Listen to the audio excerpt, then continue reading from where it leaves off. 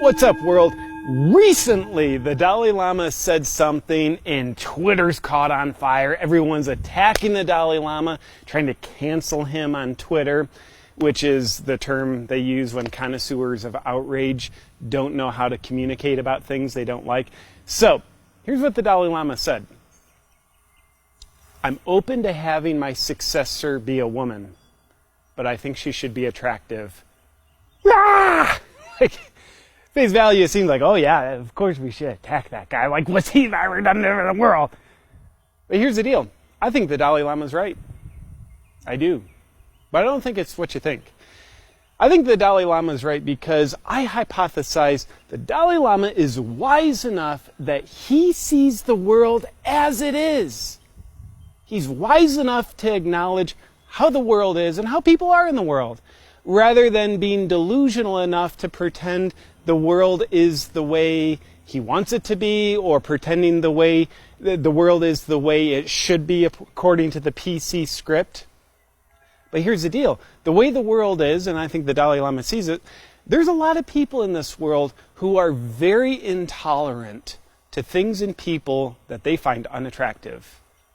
I think the Dalai Lama realizes, unfortunately, this world we live in, if there's a woman, man for that matter, he's talking about a woman, but if there's a woman who's unattractive, people aren't going to listen to the wisdom that she has to offer as much as if she was attractive.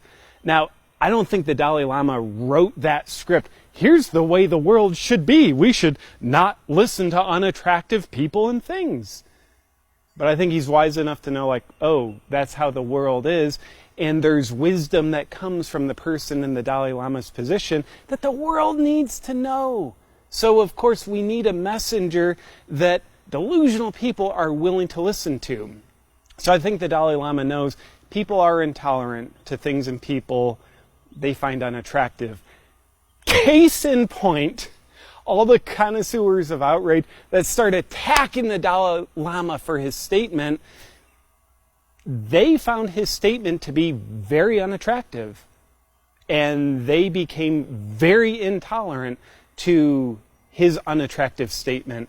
Thus, I think that proves the Dalai Lama's point. The very connoisseurs of outrage that are attacking him, I think, are the very reason why he needs to say something like, yeah, we need an attractive person for people to listen to. So, I think the connoisseurs of outrage are actually proving the Dalai Lama is right, because they found his statement to be very unattractive. They became very intolerant to it. So with that said, all I have to say is game, set, match to the Dalai Lama, and let's maybe think beyond our current level of thinking so we can expand and awaken a little bit more, even past our own dogma. And maybe when we get outraged and want to shut someone down, maybe what we can do instead of trying to silence them is ask, what is my emotional outrage saying about me? And can I have the courage to look in the mirror and learn about the one who's generating these feelings of outrage? Or do I just need to escape myself and try to shut down the person who's reminding me of how I actually feel on the inside? I think we have two choices. One puts us to sleep, one wakes us up. Thank you, Dalai Lama, for trying to wake us up. I appreciate you.